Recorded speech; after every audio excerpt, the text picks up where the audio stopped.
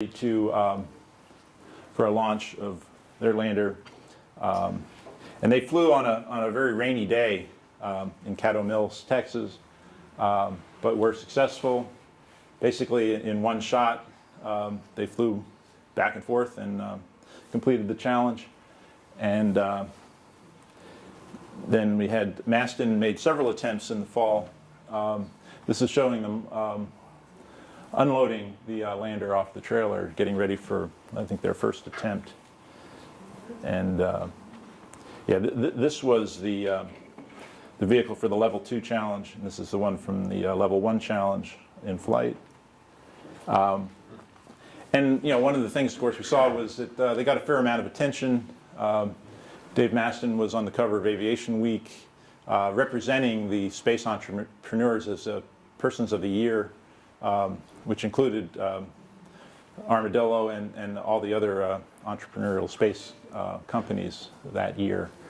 So it's, you know, great recognition for a small company, and you know, to get that kind of recognition in an industry that's really dominated by very large corporations, I think is a valuable thing and an important thing.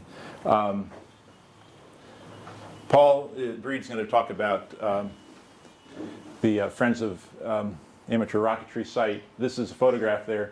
I just kind of love the views of the place. I had just spent a lot of time on the lake bed at Edwards for the power beaming challenge, and then we went here, an even more remote and desolate kind of place. Is pretty fascinating.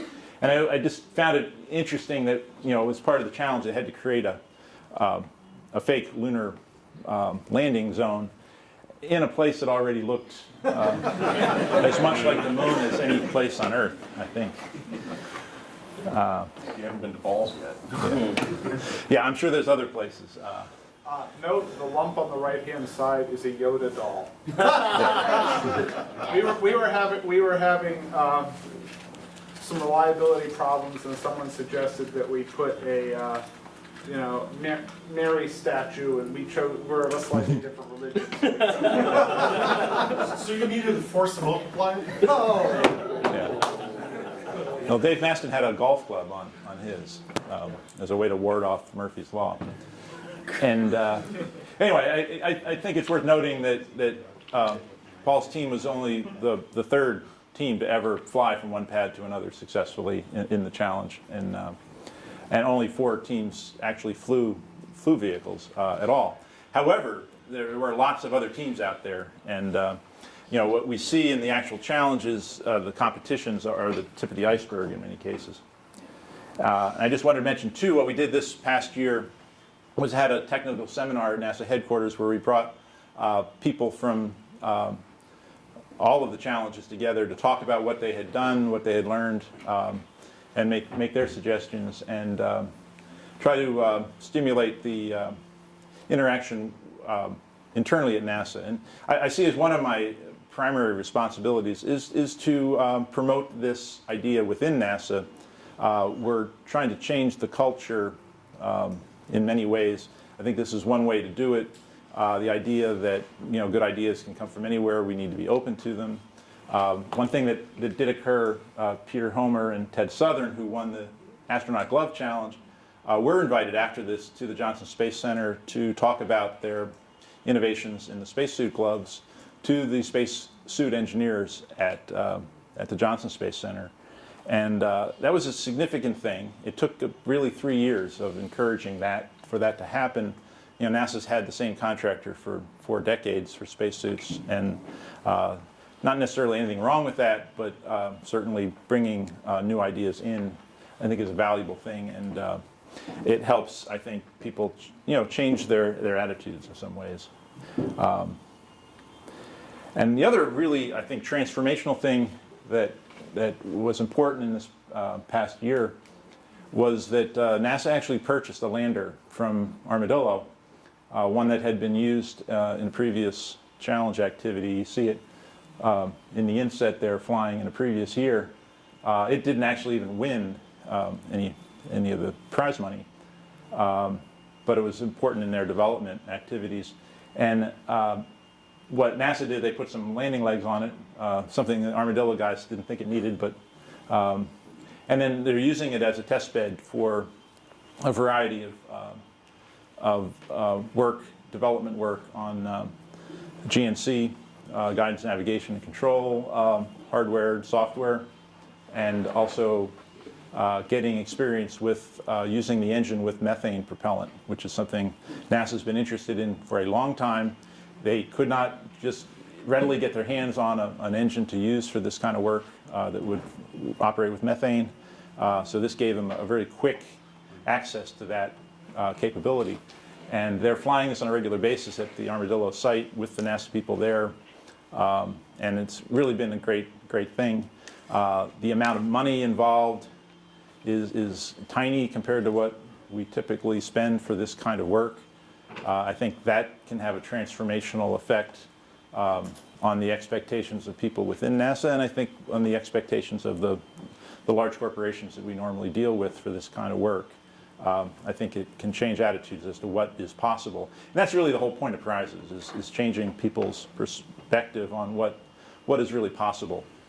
And I think we've accomplished something with that in this case.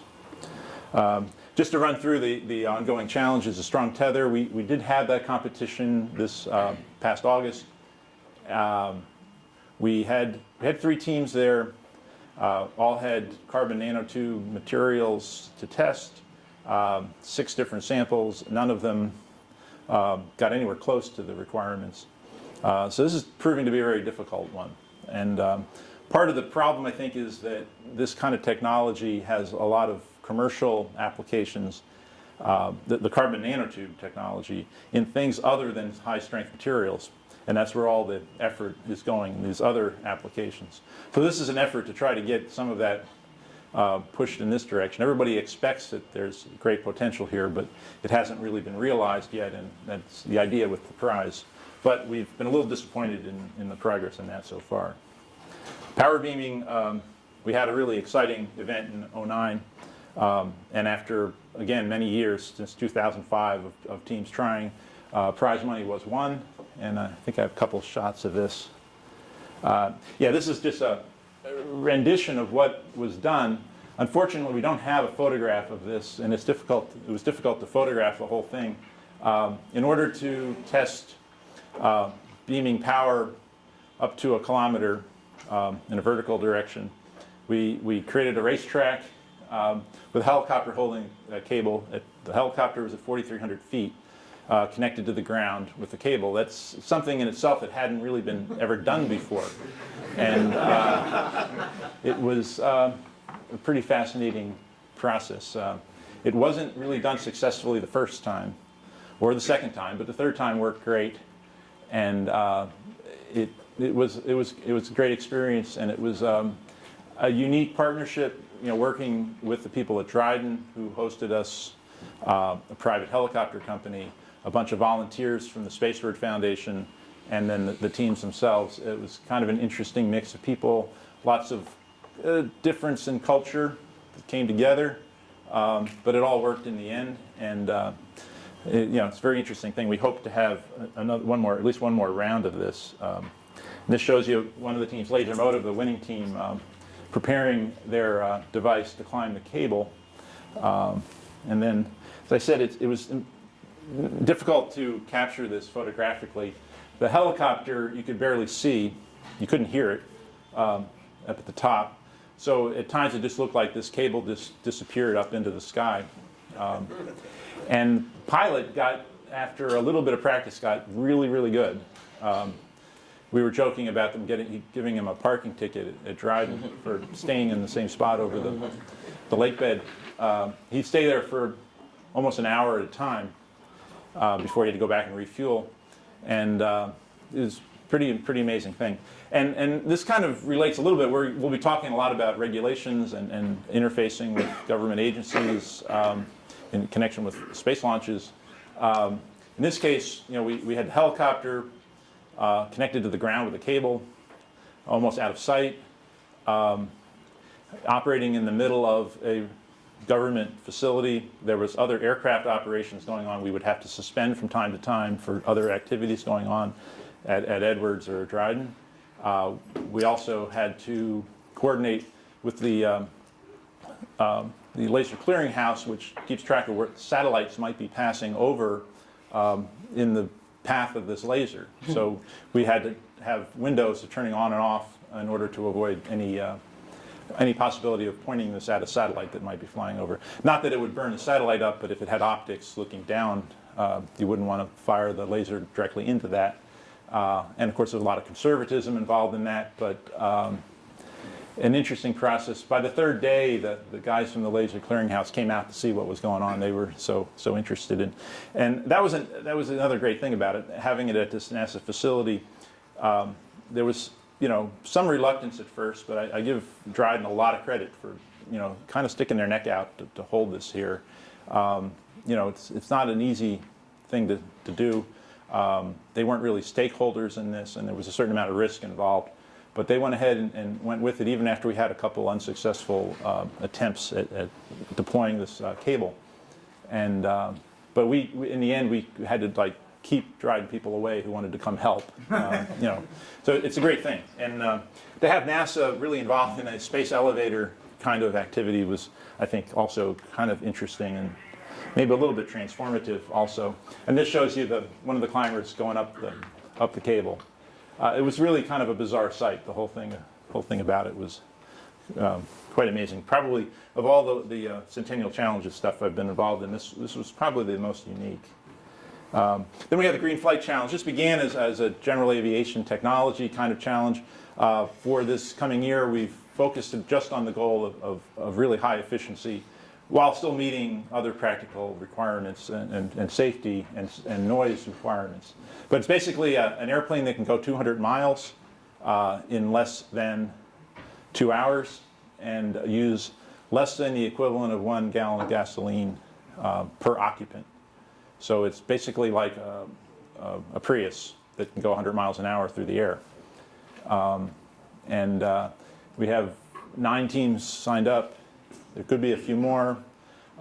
Doesn't mean they'll all show up, but they're building airplanes. And what we hope to get out of this change was that before we were getting people showing up with slightly modified production aircraft, these are going to be some new purpose-built aircraft for this challenge. And so we're pretty excited about that. If they're successful, it'll be quite a step. And that will be, hopefully this will stick in people's minds. It's at the Charles M. Schultz Airport in Sonoma, not too far from here, this summer, July 11 to 17. And I took that photograph up there. They actually do have Snoopy on a doghouse at the airport. Okay, so now what you're all here to talk about. This is one of the 3 new ones, the Nano Satellite Launch Challenge. And the objective is to put a satellite in orbit twice in 1 week. When I first talked about this, somebody said to me, well, the hard part will be getting the satellite back to launch the second time. That is not a requirement. It'd be 2 different satellites. And it could be the same one. As far as, we'll talk about that, but I think that seems like a reasonable thing. If you can get it back and launch it again, that's fine. We expect that the satellite won't be the most expensive part of the system, but who knows? Maybe it would be.